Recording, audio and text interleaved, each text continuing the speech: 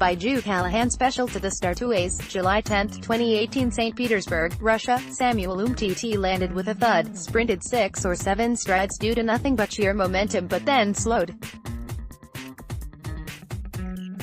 From that point on he broke into a hip-swaying sashay, a swagger to the sidelines that was a celebratory form of sass.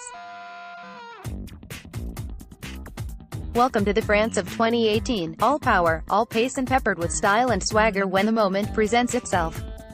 Many moments presented themselves in St. Petersburg on Tuesday night, but Didier Deschamps' side is so wonderfully cohesive, so supremely composed and most of all just so damn confident that they will happily issue handfuls of such moments. Samuel Umtiti, who scored the only goal of the match, celebrates France's 1-0 victory over Belgium and star striker Romelu Lukaku, Peter David Josek, the Associated Press. They know that it only takes one. With a defensive unit that shuts down all Belgian routes here, one moment, Umtiti's, was enough to power Les Bleus to a 1-0 victory and into a third World Cup final in the space of 20 years. The first of those went France's way in epic fashion on home soil in 1998, the second ending in something more resembling an epoch tragedy when Zinedine Zidane's moment of madness became the lasting image of the 2006 final. Read more.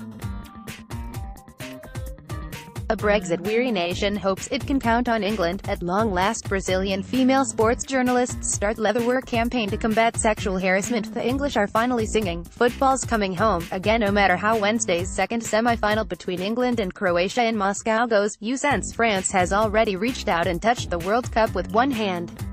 They just need to use the other to keep whatever opponent shows up at the Luzhniki Stadium at bay Sunday, like they kept Belgium's vaunted attack at bay here.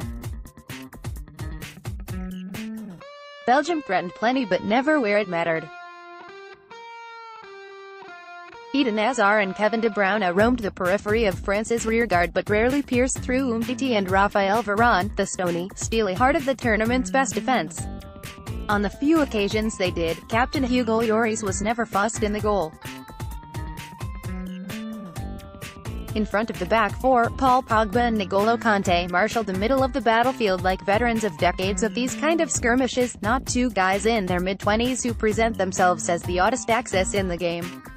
The extrovert with enough haircuts for an army and the introvert more focused on grooming the grass he wears, than in lung-busting runs up and down the field.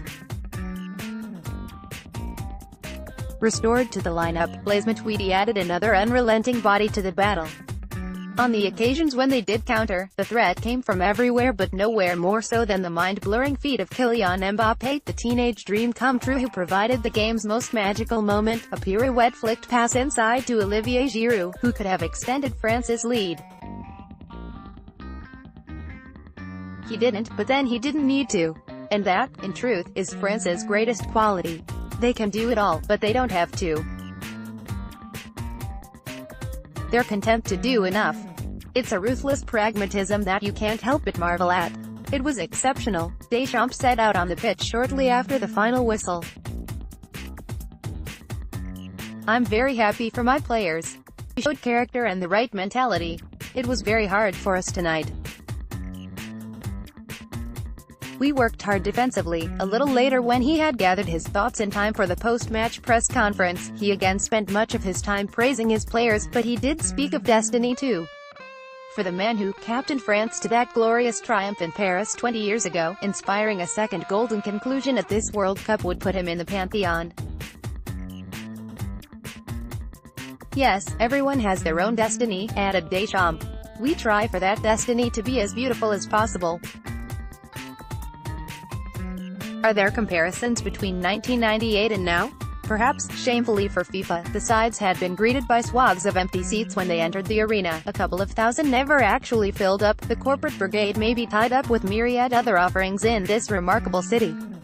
They will likely claim to have been here, maybe flashing an unpunched ticket as proof. Those who did show were treated to a spectacle that threatened to be a classic as it crackled early on before France rolled the fire blanket over things.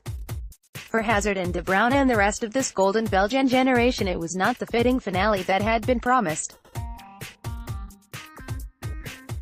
He couldn't argue with it either.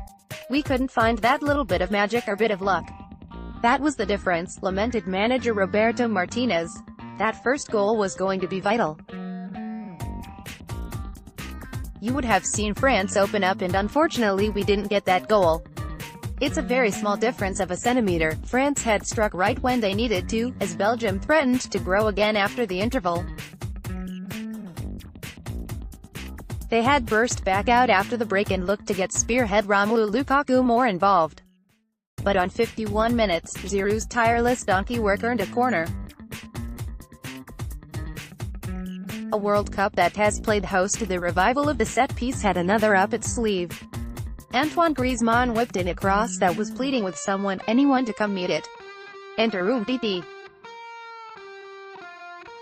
He stole some space where there seemed none and powered it home at the front post. Then came the sway and the sass and the swagger. The French have all the moves. They're unlikely to waste them. Sports action and reaction delivered to your inbox. New NEWSLETTERSPORTSIGN up.